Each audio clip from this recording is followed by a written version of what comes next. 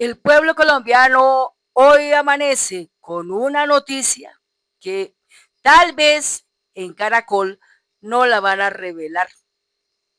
En este escenario sean invitados a Jurídica Sandra Yaya este día 7 de diciembre del año 2025.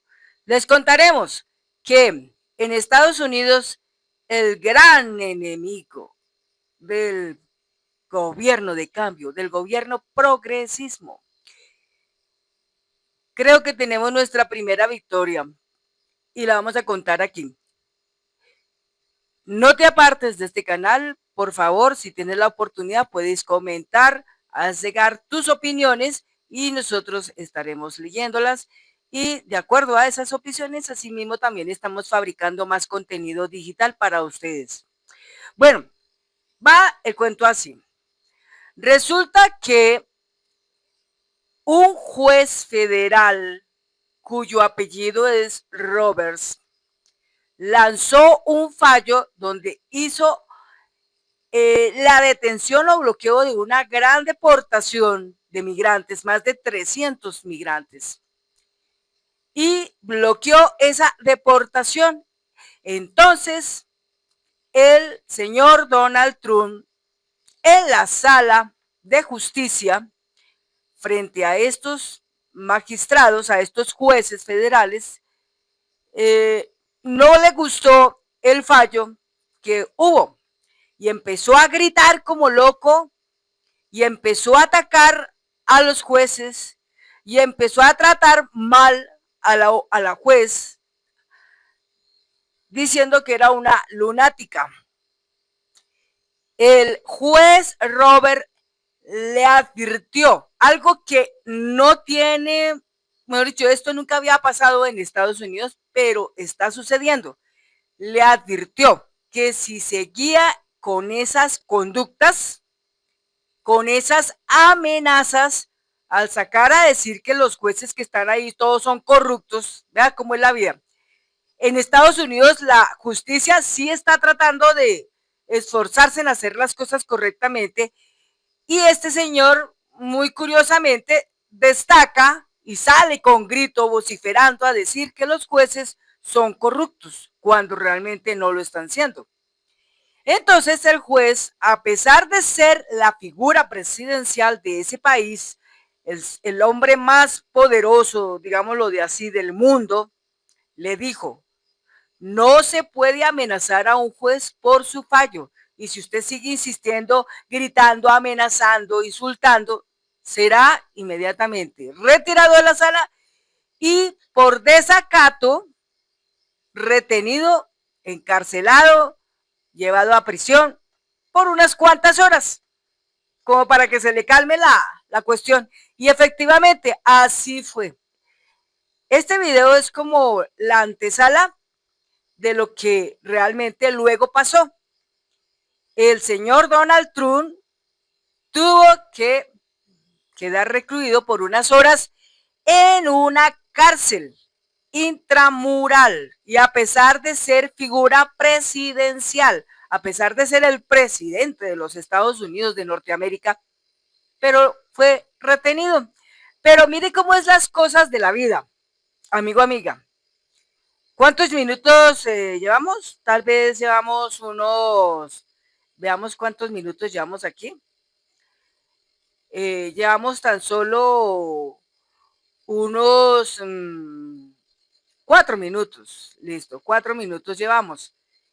Y en estos 4 minutos ya les he revelado a ustedes lo que pasó con Donald Trump en esta sala de justicia. Les he revelado el nombre del juez federal Roberts, quien dijo que si este señor seguía gritando, seguía haciendo lo que no debía hacer, no acatar los fallos de la ley, esto le repercutió luego que fuera retenido. Entonces, la cuestión es que todo traduce que los jueces dicen, lo lamentamos, pero el presidente de la República de Estados Unidos no puede estar por encima de la ley en ningún momento. Miren el caso contrario en Colombia. En Colombia, El señor expresidente Álvaro Uribe Vélez, que ya todo el mundo sabe que es un narcotraficante y que merece ser extraditado, merece ser retenido, extraditado a Estados Unidos y entregado al señor Donald Trump, que incluso hasta el hijo, Tomás Uribe Moreno, dijo extradítenlo, y es el padre de él. No sé en qué momento su situación cambió, pero salió a decir eso.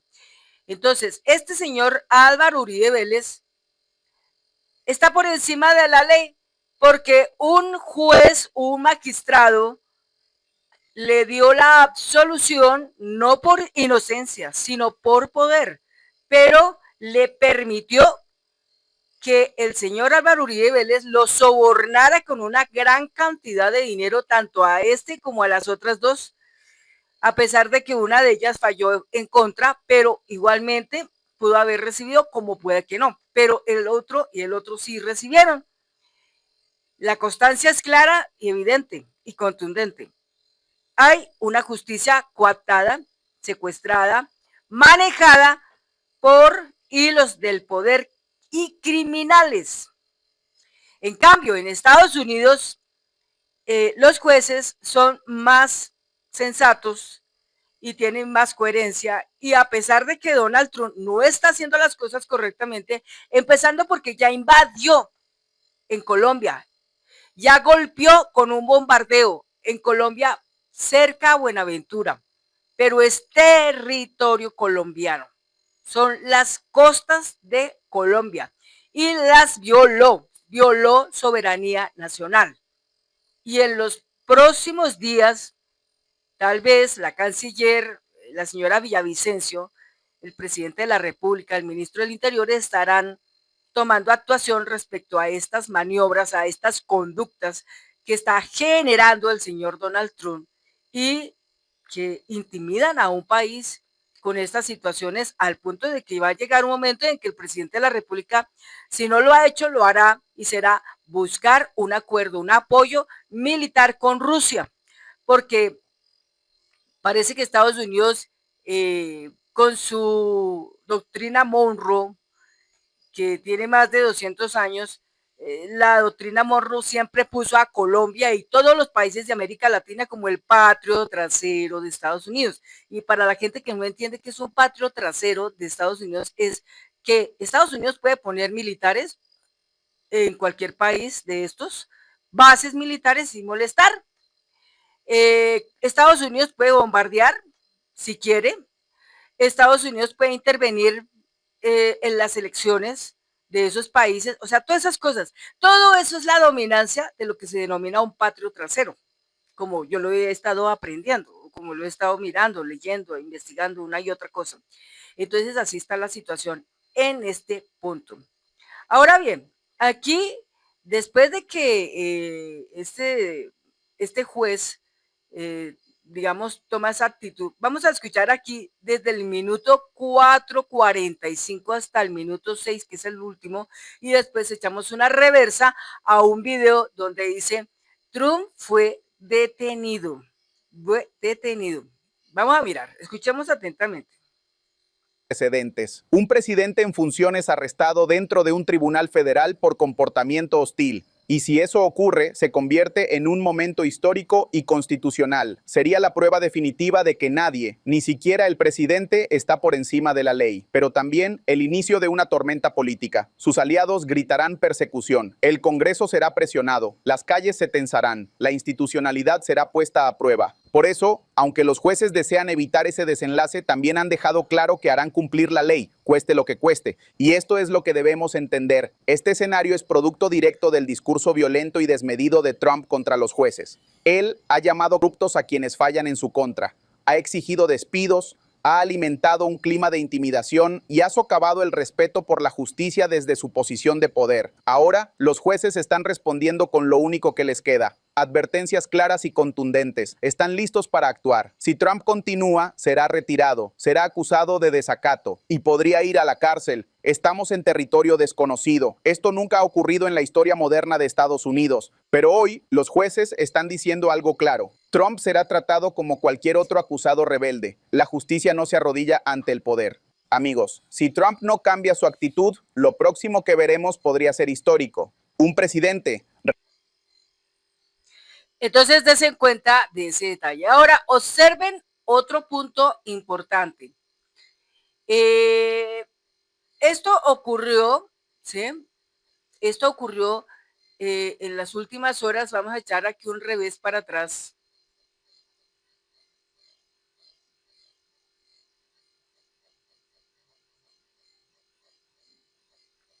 Aquí estoy haciendo un revés.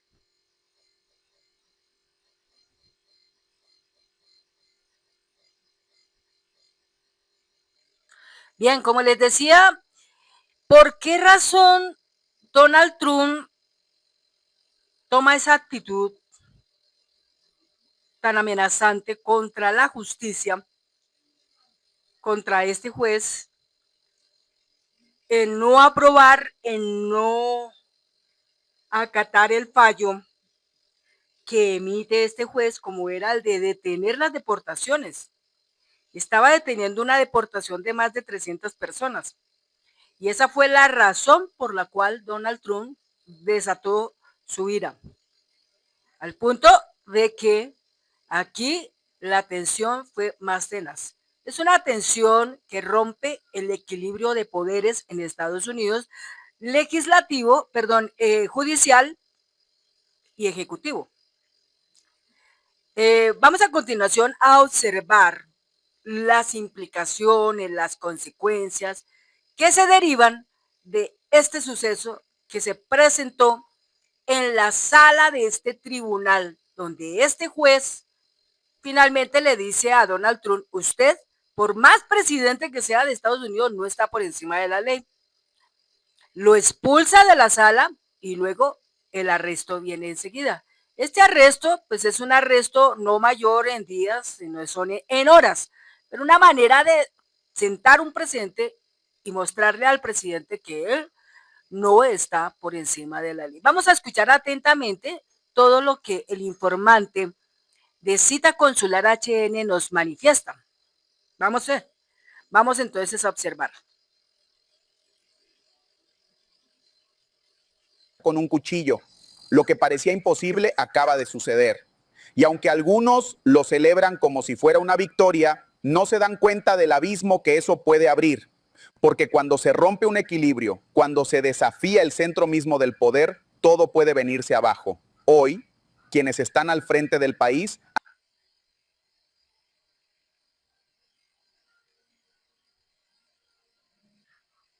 han sido empujados a una línea peligrosa. Una línea que no solo divide ideologías, sino que puede partir en dos la estabilidad de todo Estados Unidos. Prepárense. Lo que van a escuchar a continuación no es una exageración, es historia pura y apenas está que muchos no lo ven venir, porque el odio político los ha cegado, porque están tan atrapados en la narrativa de la oposición que no se dan cuenta de que están apoyando una caída que los arrastra también a ellos. El presidente Donald Trump, actual mandatario de esta nación, ha sido detenido. Sí, como lo escucha, una acción que puede parecer justa para unos, pero que tiene consecuencias que aún no han sido calculadas. Nos guste o no, él es la figura central de este momento histórico. Cada decisión suya afecta millones de vidas.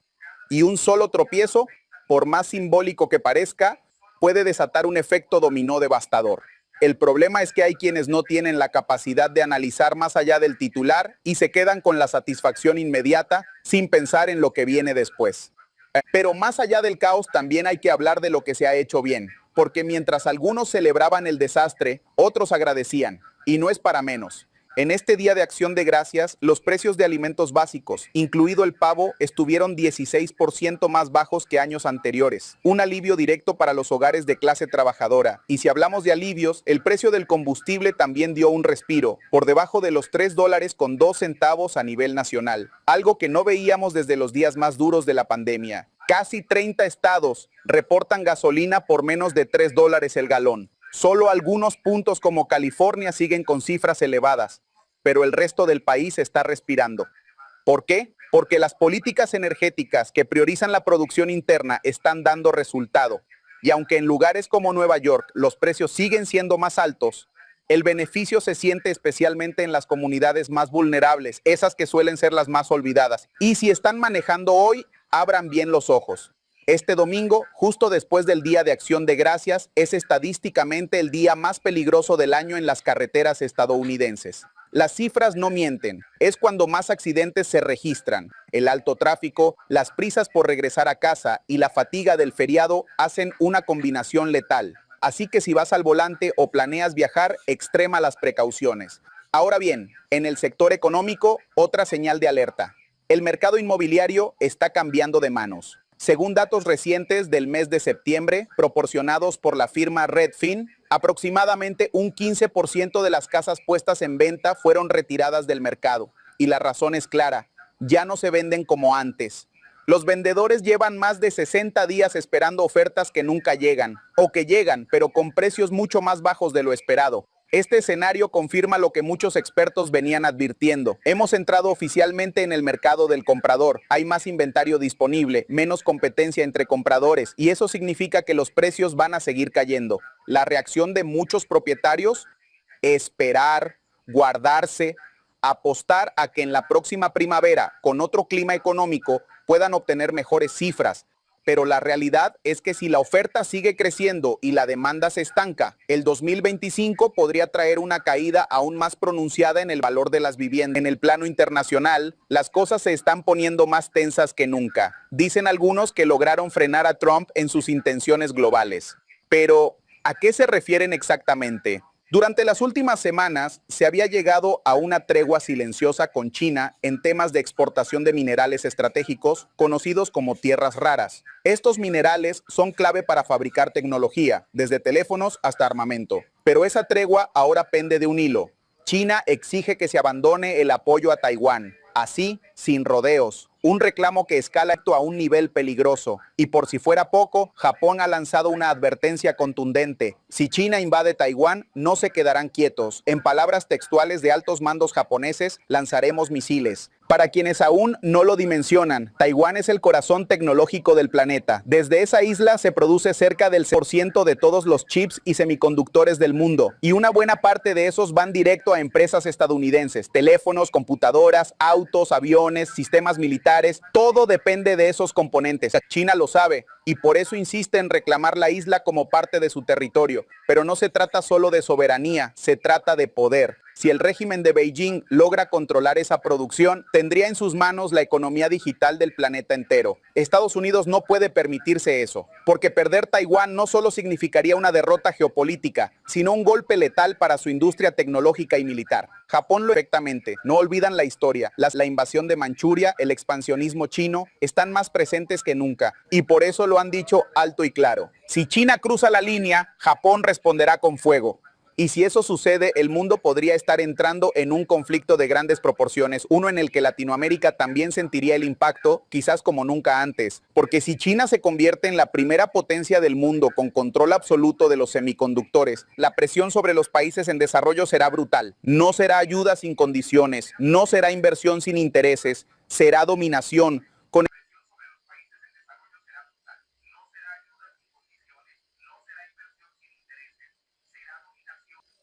Bien, entonces de esta manera hemos podido observar el detalle de la noticia y cabe resaltar que en Colombia aún existen personas como Álvaro Uribe Vélez, expresidente de Colombia, que desea o quiere estar por encima de la ley, hacen lo que les venga en gana. El señor Santiago Uribe Vélez le han condenado a 28 años de prisión y tampoco se registra que el señor sea llevado a una prisión o tenga casa por cárcel o lo que sea, sino simplemente lo dejan huir. Esa es la clase de justicia que en Colombia nosotros tenemos la gran responsabilidad de cambiar. No lo cambian los gobernantes, no lo cambian los congresistas, lo cambiamos todo el pueblo colombiano cuando estemos unidos para dirigir los destinos de este país en el hecho de que con nuestra firma y nuestro voto podamos darle camino a una constituyente que es la que permitirá el cambio de todas esas cosas.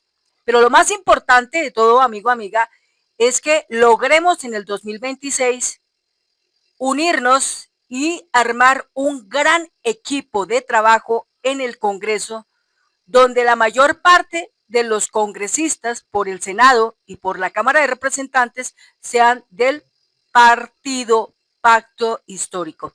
Y si existen pues algunos como conservadores, liberales, partido de la U, minorías, pero las mayorías, obligatoriamente, las mayorías deben ser del Pacto Histórico y bastante robusto, porque de esa manera las plenarias y las comisiones, cuando sean para tratar, las comisiones deben estar conformadas más por gente del Pacto Histórico y no por gente de la derecha, como está pasando actualmente, porque la Comisión Séptima actualmente tiene más gente de la derecha, gente del partido W, del partido de la U, gente del Partido Conservador, gente del Partido Liberal, gente del Centro Democrático, y esa es la razón por la cual no prosperan la salida, la aprobación de las leyes en materia de las reformas sociales. Si vamos dándonos cuenta, amigo, amiga, la intensidad que nosotros le debemos de aplicar totalmente a todo este proyecto es que el pueblo colombiano día por día, segundo a segundo, debe estar más unido intensamente, y para estar unido intensamente, lo más elemental, lo más importante es conocer la historia que corre en nuestro país. Eso es importantísimo, pero también conocer un poquito la historia del adversario, del opositor, la historia de Estados Unidos. Realmente pocos que tengan ese conocimiento a nivel de la diplomacia, digámoslo así, de las políticas, tienen el concepto claro de lo que es un patrio trasero, pero hay muchas personas que no saben qué es un patrio trasero. Y aquí esta es una manera de explicarlo. El patrio trasero de Estados Unidos es prácticamente América Latina. Entonces se han ido poco a poco estos países de América Latina, empezando por América del Sur, América Central, se han ido desvinculando de la potencia mundial que es Estados Unidos. Poco a poco se han ido desvinculando para conseguir tener el poder de partidos de izquierda o partidos progresistas, digámoslo así. Es un partido progresista porque ni siquiera es socialista, ni siquiera es comunista, porque esas dos cosas hay que entenderlas muy bien. Aquí en Colombia sigue habiendo capitalismo y todavía hay capitalismo salvaje. Y un capitalismo salvaje, ¿cómo se conoce? Porque sencillamente usted está pagando un servicio de la luz, del gas, del agua, de la internet, que podría fácilmente ser todo ello subvencionado por el Estado, pero no está por el Estado, está en manos de sectores privados. Y como tal, los sectores privados pues son los que manejan el porcentaje que quieran cobrar para facturarle a usted y cobrarle el dinero que se les dé la gana. Entonces, eso es un capitalismo salvaje. Si vamos a mirar el sistema del transporte que nos moviliza a todos los colombianos, también está en manos de sectores privados, no es del Estado. Lamentablemente, nosotros los colombianos y las colombianas solamente asumimos con el Estado las pérdidas de estos negocios privados, pero no asumimos las ganancias de estos negocios privados, que es lo que quiere el presidente Gustavo Petro presentar en su política, en su proyecto, que todos estos personajes que tienen volúmenes en sus inversiones y son altísimos, pues de todo eso, porque les estamos haciendo ganar plata, deberían compartir una parte de su ganancia con el pueblo. Y es así como se lanza la ley de financiamiento. Entonces, la ley de financiamiento es buscar que la cantidad de impuestos que hay que recoger, que son 16 billones, sean por parte de este sector de mega ricos, de gente que tiene un caudal impresionante de dinero, pero que piensan que porque tienen toda esa cantidad de dinero pueden seguir utilizando al pueblo colombiano como el esclavo, como el patio trasero. Entonces, entendamos, el patio trasero quiere decir que si nosotros somos el patio trasero de Estados Unidos, entonces nos pueden colonizar. Si somos el patio trasero de Estados Unidos, entonces pueden ellos intervenir en nuestras elecciones, pueden intervenir militarmente en nuestro país poniendo bases para ellos intentar hacer daño. Entonces, también la otra situación es que ellos mandan y dicen, ustedes países del tercer mundo o países latinoamericanos no pueden comprar armas, por ejemplo, de Rusia ni de China, sino solamente de Estados Unidos. ¿Por qué? Por ser el patio trasero.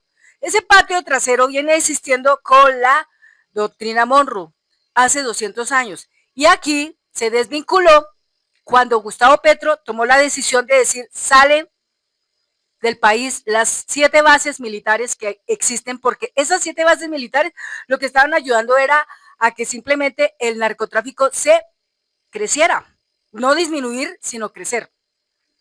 Y aparte de eso, no comprar más armas a Estados Unidos, sino que Colombia produzca sus armas. Pero como tal, Colombia ha producido armas, obvio. Y ha entregado 60,000 armas. Pero esas 60,000 armas que ha entregado a diferentes sectores, supervisado por la Superintendencia de Vigilancia y Seguridad, han llegado a destinos inciertos, donde pocas de esas armas están legalizadas y otras tantas están desaparecidas. ¿En manos de quién están? Posiblemente de disidencias, posiblemente de criminales, posiblemente de clanes, posiblemente en manos de políticos corruptos. Entonces, ¿qué pasa? Tiene que Colombia empezar a pensar en crear acuerdos internacionales para buscar su defensa, su seguridad, que ya no se la proporciona a Estados Unidos y que, Dios mediante, en el futuro terminará siendo esta parte en provisión por parte de Rusia, que Rusia es la que está acompañando a los países latinoamericanos. Como pasa con Venezuela.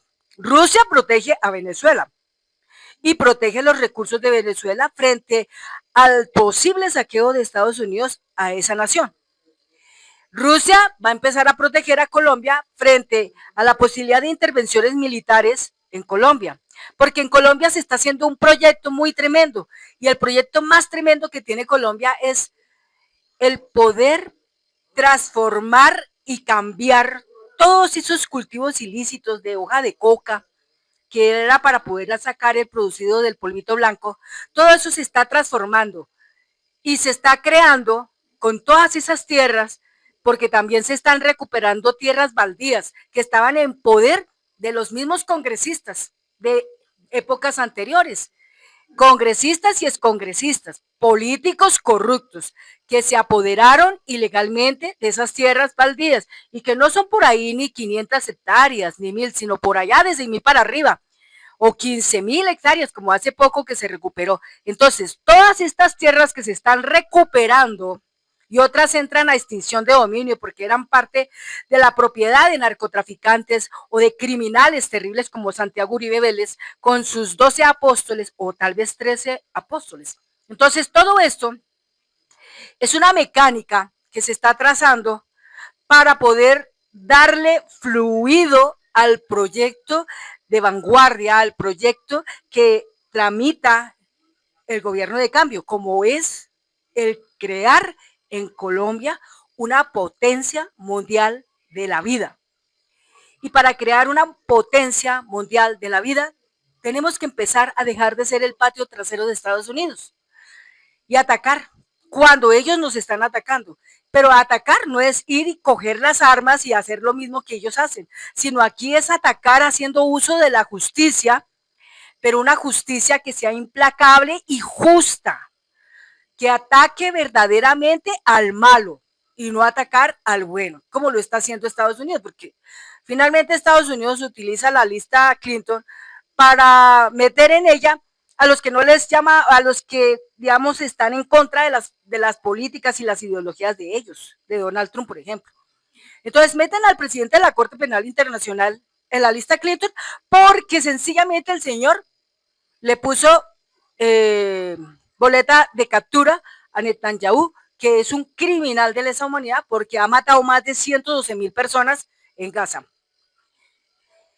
Y salva también al señor Álvaro Uribe Vélez, permitiendo que le hagan la absolución por poder y no por inocencia. Trata de indultar al expresidente de Honduras, el señor José Orlando Hernández, algo así. Bueno, no me acuerdo ahorita el nombre concretamente de él, pero lo cierto es que este señor le metió 400 toneladas de polvito blanco en el país Estados Unidos para que muchos consumieran. Y lo va a indultar. Un señor que está condenado a 45 años de prisión intramural y lo va a indultar. Entonces, si tan regalado está el señor Donald Trump, ¿por qué no indulta también entonces al Chapo Guzmán? Sáquelo de la cárcel, indúltelo. Ya que está tan generoso, indulte también al Chapo Guzmán y de paso nos hace un favor porque si el Chapo Guzmán lo indultan, que el señor Chapo Guzmán venga